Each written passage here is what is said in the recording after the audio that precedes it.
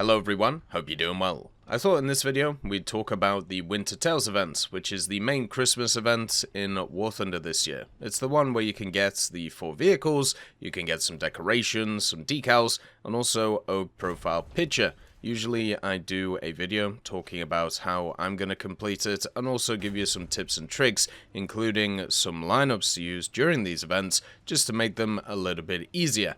As a person who's pretty busy nowadays, I have, my full-time job, I have my family, I'm still able to get these events done, even though it is definitely harder nowadays compared to previous ones. But it still can be done if you want to grind it out, but do understand they can take a lot of effort. So sometimes, especially if you're working during this period or want to spend time with family, obviously prioritize that. War Thunder will always be here, but stuff like that may not be. So, obviously, priorities are very important. At the end of the day, War Thunder is just a video game. It is something which, is nice to do, but the other parts of life are much, much more important. Right, so in this video, we're going to break down how I'm going to complete this, and also, at the same time, give you some stuff to look at too. At the same time, I will be streaming every day of this festive period, so if you have any questions or if you just need somebody to kind of grind with and chat to, which is one of the key areas of this, then, just come along and have a chat and it will make the grind a lot easier. So I'm going to be approaching this event in doing all 3 of the marks of distinction over the 2-day period. So we're going to be doing the ground, the air, and the naval one. If you're doing less than that, if you're only doing 1 of them or 2 of them, then obviously it's a little bit easier to do and you can break down it a little bit easier, but generally I focus on getting them all done. So the way that this event works is you have marks of distinction for different parts of it. You have a mark of distinction for pilots, mark of distinction for tankers, and sailors. These reset every 2 days, and basically you have to get 40,000 mission score for each of them in order to get that specific mark of distinction. So 40,000 mission score in planes, in the plane game modes, I should say, and you will get a mark of distinction for pilots, and then so on for ground, and so on for sailors too. So that's pretty much how it all works. Now, the simple fact is,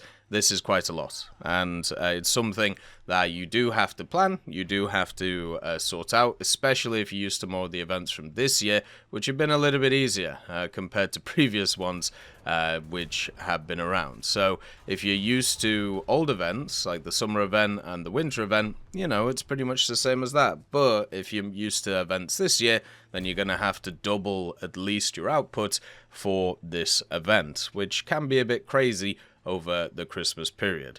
Now, what I do is, since each of the marks of distinction is every 2 days, I split it up. So I do 2 marks of the distinction on one day, and then 1 mark of distinction on the other. Usually I front load it, so I do 2 marks of distinction on the first day and 1 mark of distinction on the second day. I also line up my dailies with this, so if my dailies favor one of the marks of distinction, I focus on that, and also specials as well, just to make it a little bit easier and also give an additional challenge. There's also the page of history that you can do it with this, but unfortunately the page of history seems like a low BR, low rank one right now, so you're going to have to kind of cheat it in, which is something we'll talk about in a bit. So the first thing is just focusing on one of the marks for one of the days, and then the other marks for the other days, right? So for me, naval is the easiest mark to do. So usually what I'll do is I'll couple naval with either the ground mark of distinction or the air mark of distinction for one of the days,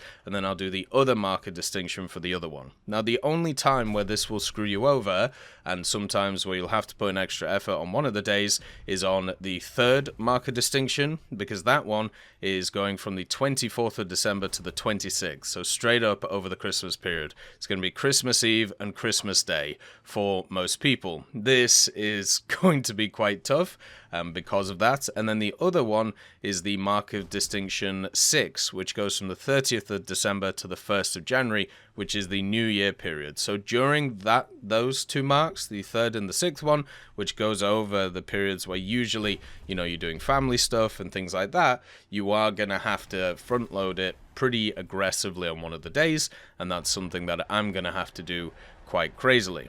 So that is, something to take into account while you're doing these things. Another thing to also mention is if you only want the vehicles, you only need to get 8 out of 10 marks of each of the setups, and you will get all 4 of the vehicles. The additional marks are camouflages and also coupons for the vehicles if you want to sell them. So if you just want the vehicles, you can afford to miss 2 marks of distinction. That's 4 days where you don't really have to do anything, and it just makes it a bit easier for you, right? And that is something that has to be noted, and so you don't put too much stress on yourself while doing this type of event.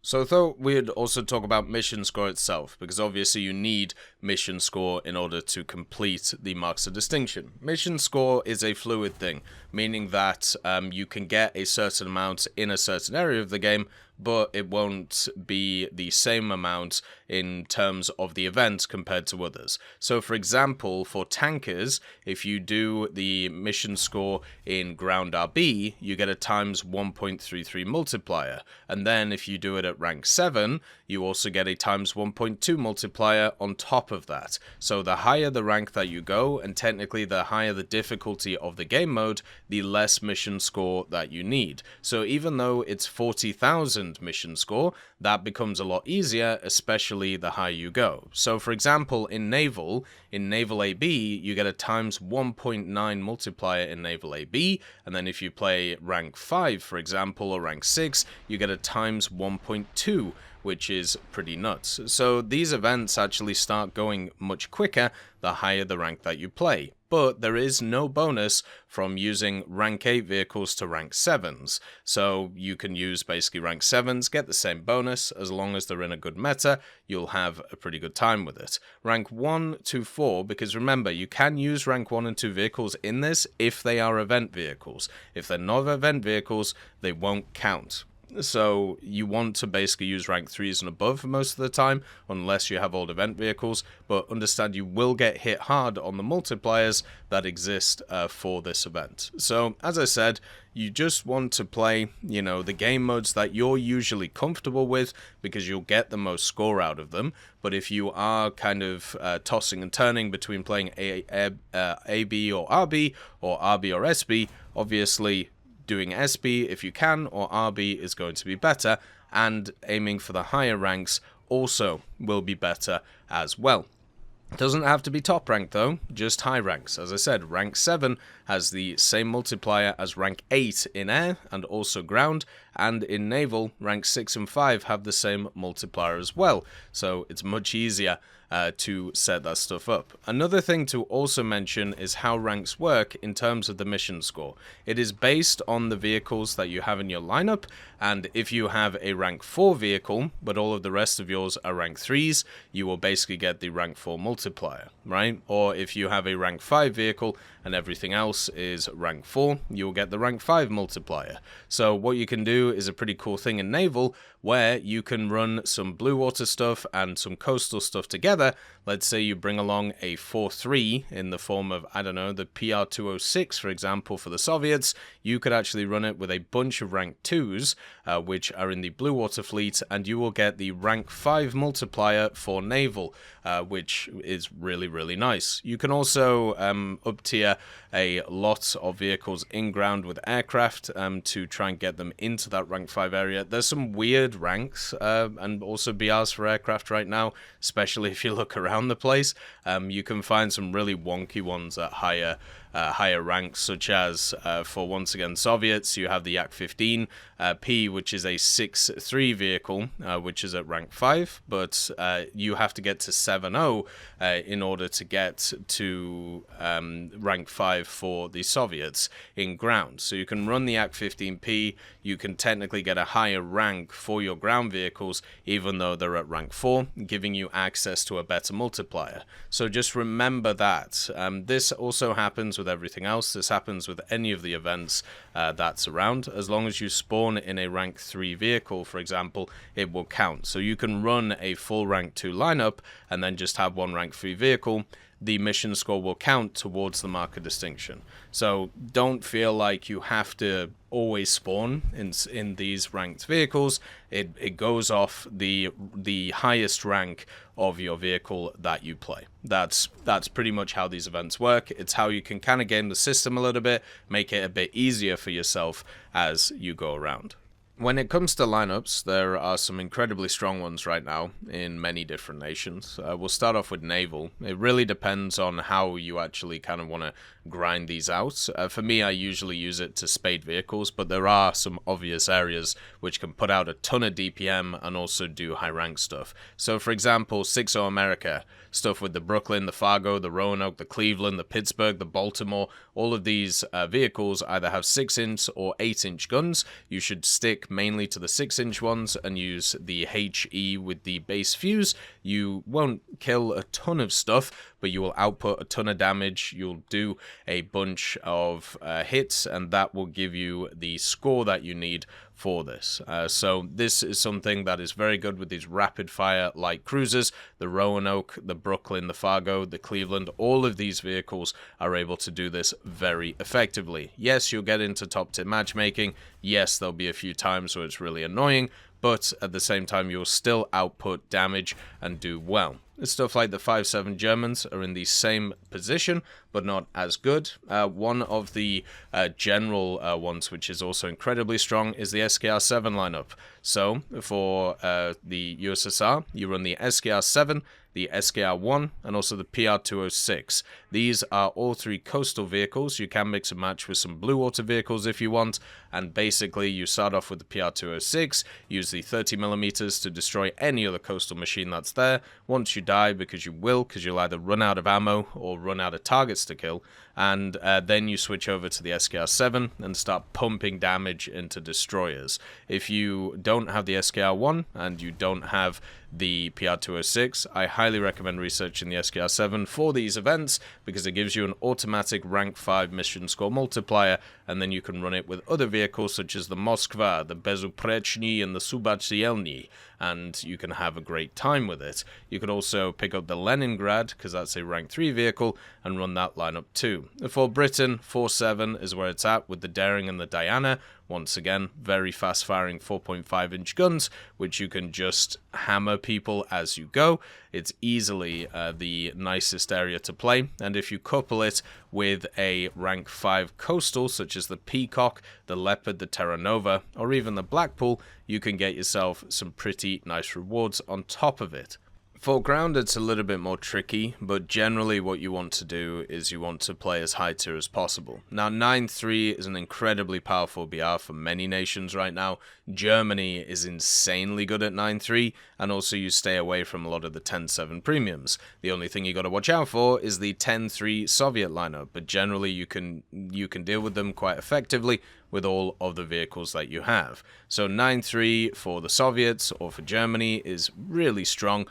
For Britain, if you're looking for a general lineup, you're looking at 10-7, which is the Vickers Mark 7, the Challenger Mark 2 and Mark 3, and then also some of the AAs that they brought in too, plus the Desert Warrior that can turn up. For China, you actually have some interesting options, but one of the ones that can't be forgotten about, and this isn't just for China, but it's also for America, is the 6-0 lineup with the M18 Hellcat. The Hellcat is one of those which you can use to bounce into an aircraft. So for example, for China, the P-51K is an option, but also for America, you have the P-47N, and usually you make more mission score in aircraft than you do in ground vehicles in ground modes, and that's just because you have more effect on a battle. You can use your guns to take out targets, you can use your bombs to take out targets, and you can just hammer down and have a bit of fun. This also means that, you know, you can control the airspace with these vehicles. So 6-0 or 5-7 are very strong for places like China. For Italy, once again, 9-3 is insane. Leopard 105, Centauro, VBC. Also, you have the T-72M1. 9.3 is just such a good BR for too many nations now, and for France, it's 7.7. The rank 5 7.7s are crazy strong while you're going around. Sweden has lineups all the way after rank 4, which are all very good, including, once again, a pretty decent 9.3 lineup, the 105, the T-72M1, and the CV9030 Fin, which can be used in certain areas as a backup, but generally you want to use the MBTs there, along with the Itzva Leopard, which is very powerful. And Israel, well, wherever you have Magax, you have time. Now, for me, the way that I actually have a look at these things is I generally try and spade vehicles while I'm playing this, but these are the comfort lineups that I go back to when I generally am kind of burnt out, or I don't have enough time to be able to complete the challenges. And as we talked about before, that Christmas period, it can get a bit hectic, especially with family stuff, especially with friend stuff. And also just remember, like, if it is really taking a toll on you, just don't do it. You know, just chill and just go and enjoy your Christmas period. That's the whole point of it at the end of the day. For air, there is a ton of really good vehicles that are sat around the place. The FAE is in a really good place. The FAU-2 is also in a very good place. And I would actually go for the FAEs specifically because it is a rank 7 vehicle, so you get the extra mission score. The Demon, the F3H2, is also in a fantastic place at the moment too, which is kind of crazy. Another one which can actually be quite fun is the Alpha Jet A for the Germans, just because it's super maneuverable. You can do quite a lot with it. There is also the MiG-23BN if you just want to base bomb every so often. The Hunter F-58, which is the squadron vehicle, is also very nice to kind of grind through with them. With the USSR, there aren't a ton of great options that I would actually go for unless you get into the MiG-21 SMT and also other vehicles around there like the MiG-21 BIS that recently got moved down, but that is not exactly easy to grind out. For good old Britain, you have plenty of vehicles that can do well. You know, stuff like the Lightning can be quite nice at the BR it's at. Also, vehicles like the Scimitar, but the Scimitar does need a little bit of learning, so it might not be the easiest for people. The Swifts are also fantastic and overlooked, which is very unfortunate. If you want a base bomber, the F-111C, of course, is another one. For me personally, what I'm going to do during this event is I'm going to focus on grinding out the 2 subtrees that they added. So the Japanese Thai stuff, and then also the Hungarian vehicles. So that's where I'm going to focus my efforts, and that to me will make it quite easy to get through. Now remember, when it comes to air as well, you don't just have to do air-to-air stuff. And I know this is, you know, kind of controversial, but understand, I know a lot of people who do just want to play, you know, the event and they don't worry too much about the air-to-air stuff. You can ground pound pretty efficiently with a bunch of different vehicles. SB2C5 for France, IL-10 for China and the Soviets, also the AD-4, the AM-1, the AD-2 for either France or America also works for this role, and you can just kind of chill and have a good time with it. So don't have to worry too much about the air-to-air stuff, but you do get way more stuff doing the air-to-air stuff than you do the air-to-ground. So just understand that. And when it comes to this, it's game mode specific. So all of the actions that you do in an aircraft in ground forces will actually go mission score wise to ground forces, okay? So it won't go to air forces. So you have to play specifically the air modes to get the air prize, and then the ground modes to play the ground prize. And the main advice I can give you about these events is simple. Just play with people. Whether it's through Discord, whether it's through like live streams or whatever it is, have something in the background that you're doing while you're doing these things. Get involved in a community, get involved in a squadron, get involved in something in the game, just so it's easier for you to push forward. And make sure it's also not a negative influence. This is also something that can happen quite a lot, where people during these events, obviously the grind gets to them and they start being very pessimistic. You need to cut out those people very quickly, and you need to stay on the positive train. It's all good to reflect after an event and see how well it went or see how tough it was, but during the event while you're doing something, if you constantly have this negative energy around you, it's going to make everything harder to do. Another thing is, don't check the marks of distinction. Don't check how close you are to finishing it. Don't actually show it on your screen unless you are checking it after a period of time. Maybe after an hour or two of play, maybe you can have a look. But don't check it after every battle. Instead, just keep playing the battles over and over again, and eventually it'll pop up that you've completed it in the top, okay? So don't... It's like looking at a clock at work or at school, right? It's the same thing. Just don't do it. It's not a great idea. And the main part of advice... This festive period is to be with family, is to be with friends, is to be with some peeps, right? And if you're not able to do that, which is something that I wasn't able to do for many years, being basically in a different country from my family and also from a lot of my friends, I understand that, and it absolutely sucks. Which is why, if you are feeling like that, or you do need, you do need to kind of do this event and maybe forget about stuff, or at the same time, just have something that you're doing during this period, I get it. So come along to the streams so you can socialize, chill with a few people, make yourself, at least a little bit happier during this Christmas season and a little bit better. Because that's what we're here for, right? The whole idea of this whole thing is to make sure that everybody is okay. As always, I hope you have a wonderful day, and I'll see you next time. I'd just like to thank GMG Smiley, CD Beans, Chieftain Mike, EMN3 Galaxy, Tulio Pontecorvo, Brendan Quinn, Carrion Crow, Gus Irenicus, Pyman, Wartinder, Teddy, Daniel Stanton, Martinez, B. Young, Ozzy Panzer, Alan Hacker, Liam Shear, Opium Prime, Lafouche, Sem Aslan, Uncle Bean, and Derek R. for supporting the channel.